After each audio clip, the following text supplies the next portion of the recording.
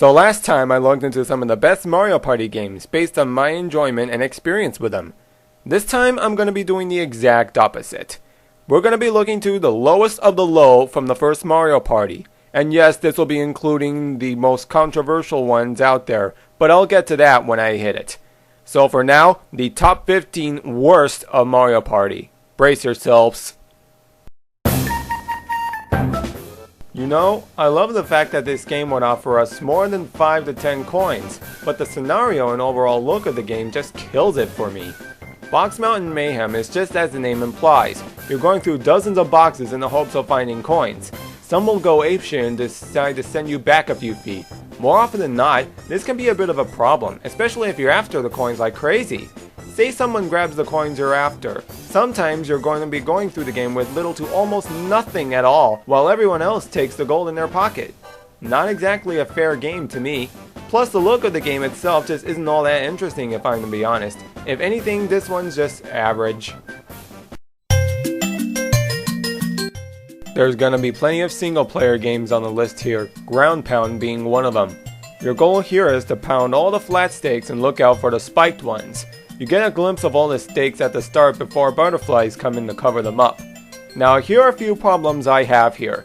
Even if the butterflies are covering up the stakes, you can still be able to tell which are flattened or not by simply looking underneath them. Kinda defeats the purpose of challenge, right? Speaking of, there's no challenge or difficulty of any sort at all for that matter. You just ground pound the correct stakes and that's it. Nothing more. I don't think I'd like to play something that's this easy to win by any means, even if I was desperate. Ground pound just kinda falls flat. No pun intended. If you're playing this game, chances are you're more often than not going to be stuck in limbo. In Limbo Dance, you gotta make sure your character goes under each of the limbo sticks. This, however, can be easier said than done.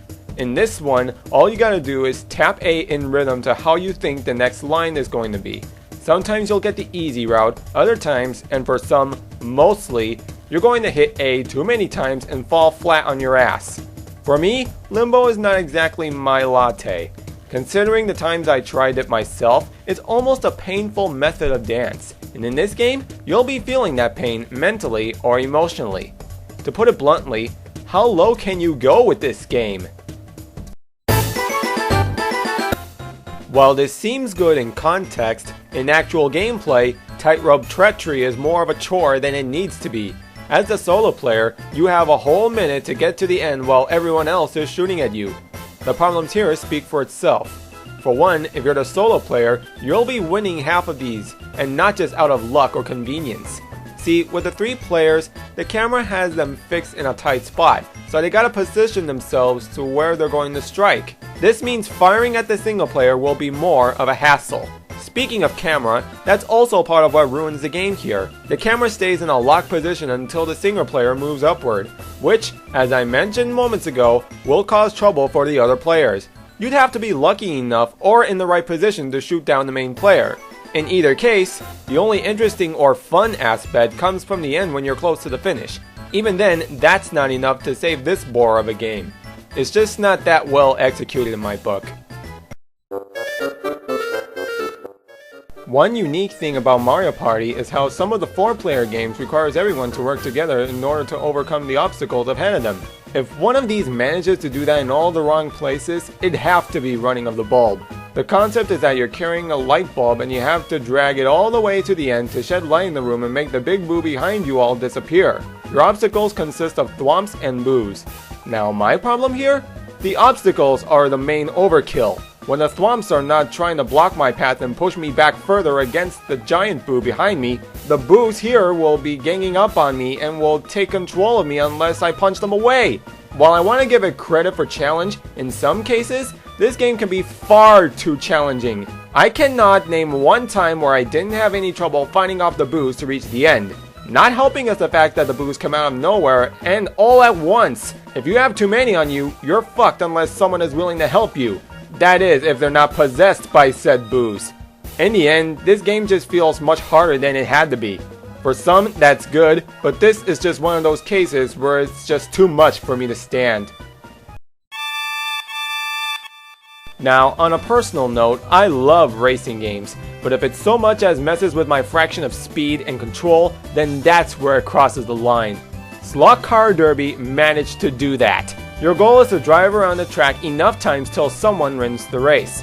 If you go too fast, it ends up slowing you down. This screws me over so many times that it makes this game unbearable for me. You're not even given the courtesy of being able to see how fast you're going, how fast you're supposed to be going, and how many laps you should be running. Taking all these into consideration, these are the major problems with Slot Car Derby. A simple racing game shouldn't be botched by some faulty control system. Granted, in Mario Party 2 they fixed this with showing your exact speed, this game is still a problem there than it was here. In fact, half the time the controls here feel so broken, winning the race is just simply in the case of luck, which is never on my side during this at all. It's just another one of those flawed games that ruins the fun out of a simple concept. That's all there is to it.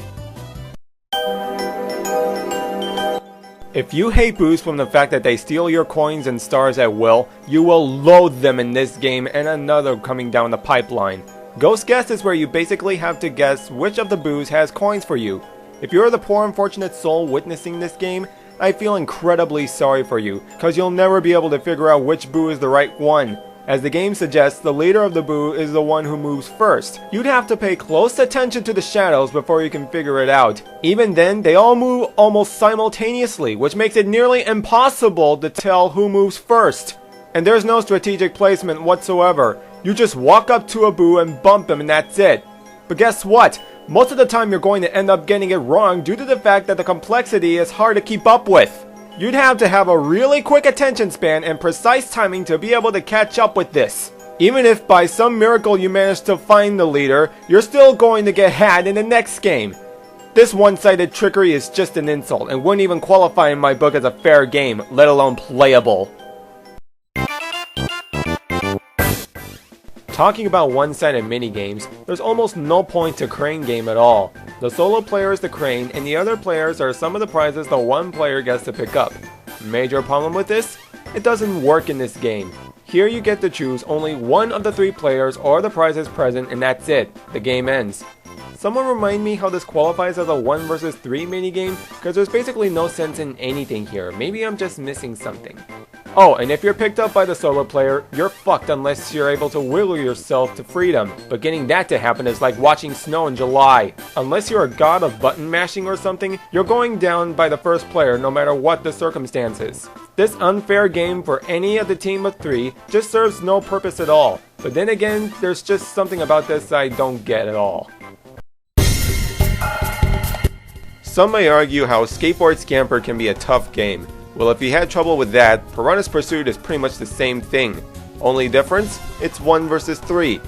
And how exactly? With this game, the 3 players are the ground pound the rain cloud to give the Piranha player a boost to catch up with the first player. Only problem? The single player has total advantage, which serves as no point for the 3 players whatsoever.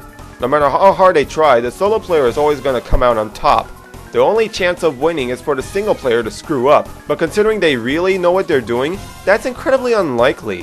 What it all comes down to, Piranhas Pursuit is an even worse version of Skateboard Scamper, with absolutely no fairness or purpose for the other 3 involved. Way to rain on everyone's parade. If there's anything I hate in Mario Party, it's always luck-based minigames, and Pipe Maze fits into this category. Even more, how the hell does this qualify as a 1 versus 3 game? No matter who the money goes to, only one person's gonna go home with the cash anyway, and it's not like everyone else does anything either. All the single player has to do is choose a pipe and pray the coins go down his way. If you're expecting Lady Luck to pay you a call, too bad. You'll just have to cross your fingers and hope for a miracle. Even if it does happen, most of the time you're basically robbing yourself with all the coins you need. And how is that fair for everyone involved? May as well just hold on to your coins for a much bigger investment. It's getting to be that time, ladies and gents, but before I go on with Paddle Battle, I'd like to take this time to explain the controversy behind the fact that several minigames require you to rotate that control stick to advance or progress. Anytime people would play these minigames, they end up getting hand injuries from the likes of these games, and let's say it was no fun for everyone. So unless you have one of these lying around, you're really gonna be hurting yourself playing these games. and this is no exaggeration. Ever heard of Nintendinitis? Not to be confused with Nintenditis, of course. Well, basically, from mashing the control stick with your palm, chances are you'll definitely end up with blisters or big red bumps on your hand for quite some time. Yeah, have fun with that, kids. Anyway, Paddle Battle. Here, you spin that control stick as you against 3 players float alongside the river. Your obstacles include spear guys who strike at you and take some coins away, passing it on to the other player. Aside from rotating that control stick, the biggest problem is that the solo player will be losing the most or gaining the most. Anytime the single player gets hit, they lose 3 coins, while the team of 3 lose 1 coin each. Talk about a sign of greed. In the end, the single player is going to end up with less or more than the other team, leaving the solo player at a total advantage or disadvantage. So spare yourselves the pain inflicting, folks. It's just not worth it here. If you thought Paddle Battle hurt your hand playing, it's gonna get even worse with Castaways. In this game, you go fishing for coins and treasure lying around the ocean. You flick the control stick to send a hand out to grab the money, and spin the control stick to reel it back in. And you've gotta have a fast hand to reel that baby back in. Jeez, I can just picture the trauma already. Anyway, this game is basically painful to play, even more so to everyone who's after the coins. In this case, everyone equals everybody involved. I say put on those gloves and prepare yourself for the ordeal this game has to offer, assuming you get a kick out of hurting yourself playing Mario Party. This game will be causing both physical and emotional pain in so many ways. Pedal power requires you to be mashing that control stick like crazy in order to send the boo away, and you've got to have a super fast hand with that control stick. Almost every time you play, you're more often than not going to be tiring your hand out from spinning that control stick, leaving you in the hands of the boo as he takes you away if you're not fast enough. At the end of the day, everyone's going to be pissed that they can never spin that control stick fast enough to light up the room and win the game. Only chance of that happening is if you're really putting effort into thrashing that control stick and inflicting so much pain on your hand. And with that in mind, unless you're all wearing gloves, your hands are going to be in need of bandages for weeks playing this game. I really can't stand the boos here. As if we didn't get robbed enough with our stars and coins. This is just horrendous! You know how people say they end up losing friends playing Mario Party? That's exactly the case with this game. It's a 1 vs 3 game that's just a slap in the face for the solo player and serves as a one-sided annoyance where you're going to get robbed of all your money, getting your ass handed to you by the other players wielding hammers at you. Even more, you're really up shit creek without paddles or bathing suits, considering you're quite literally in a tight spot, leaving your only objective to jumping. Yeah, real helpful, right? What makes this game worse? Landing on a Bowser space and getting this atrocious event. In that variation, the coins you get beaten out of you never hop around for you or anyone to pick up. They just disappear. And if by some miracle you survive all the blows in that version, guess what? Bowser's still going to take 20 coins away from you regardless. What a cruel game. This is just not for the single player. I speak for everyone when I say Tug of War is without a doubt the worst game of Mario Party, hands down. As if spinning the control stick with the last couple games wasn't painful enough. This game tops off all the others in terms of hurt. And considering this is a 1 vs 3 game, everyone will be inflicting their hands from spinning that control stick with all their might playing this game. Here, you're all on both sides of the screen dangling over a piranha plant. Sometimes the solo player gets the advantage, sometimes the team of 3 wins. Regardless, you all have to mash that control stick so hard your hands will basically be bleeding. Not sure if that ever happened, but you get my point. Tug of War is the most painful to play than all the others and takes the title as the worst of Mario Party 1 ever. Well, that's it. Those are the top 15 worst of Mario Party 1, as well as some of the best from the previous video. In the end, whether it's good or bad, you're still going to have a fun time with Mario Party 1, so just brace yourself for the worst and have a blast with all the good. Next time is going to be Mario Party 2, so stick around when that hits, folks. I'm out.